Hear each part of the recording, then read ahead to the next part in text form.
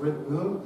I've been here with my family for 4 years. We were working in rural tourism and developing that throughout the country of Montenegro, literally from one end to the other, both ways, all directions, and have about 40 partners right now in that throughout the villages throughout Montenegro. We also pair adventures with that, so we see people come in to travel and say, hey, this is great what I'm doing here, staying in the village, having organic food, the great nature, but I want to go fly fishing or hiking or something like that. So we try to provide information, resources for that, and then provide them or connect them with professionals to do that where they choose to do that as well. So that's what we're doing.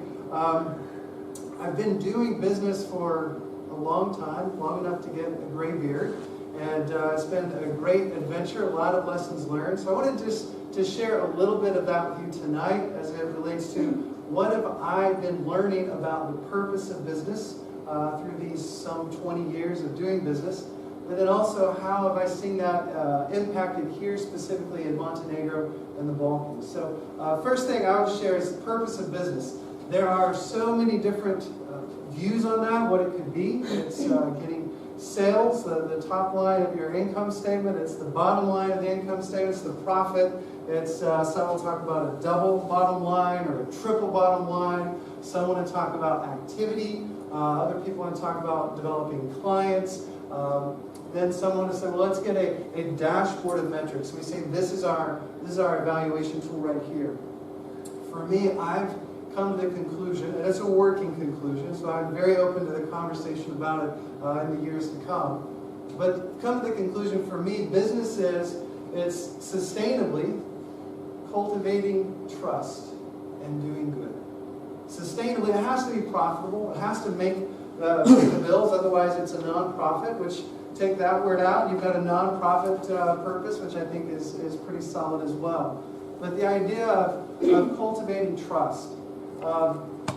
There's the gentleman that's written more about this than anyone else, Peter Drucker. During his lifetime, he wrote countless books on business and talked about his view on the purpose of business was to create clients. And I think it's very solid, but the challenge Mr. Drucker faced was that at the end of his career, he got very disenchanted with business. He kept seeing that it kept ending up in some moral abyss or some purposeless end. And so he actually gave the last years of his life to nonprofit endeavors. But I think if you take the idea of creating customers, let's go to this concept of cultivating trust. We just came back, my daughter and I, from Sarajevo today. And so she said, Dad, could we stop by McDonald's on the way back to Montenegro? We're like, yeah, let's get some McDonald's. And so we did. We go in and we order our cheeseburger and our hamburger and chicken nuggets, and it all looked and tasted like any other cheeseburger, hamburger, chicken nuggets we've ever had from McDonald's anywhere in the world. And we've done it in a number of places around the world. It tasted exactly the same. Now the French fries got messed up a little bit. There's some Malcolm Gladwell podcast I recommend to get the scoop on how they messed those up some years ago. But everything else has been the same for years and years and decades. And that's the idea of trust. Is that it's this systematic process that's there, as you guys may be talking about. These processes that end up getting you the same results over and over. I can trust that when I go and do this, it's going to come out in this way. It begins to create a brand. McDonald's doesn't have to do a lot of advertising. They put those little yellow arches up and immediately people know, I know what's coming here very soon. So the idea of this cultivating trust is this something that you know this is going to look, it's going to act, it's going to be in this way that I expect consistently. If someone gives their word, it will look like this.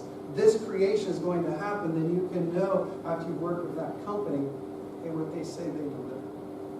But there's that other part, and doing good.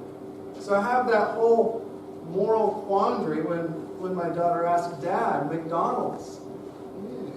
McDonald's. Like, sure, the taste is there, but McDonald's every day is really not healthy for the diet. And so it's the question, is that doing good?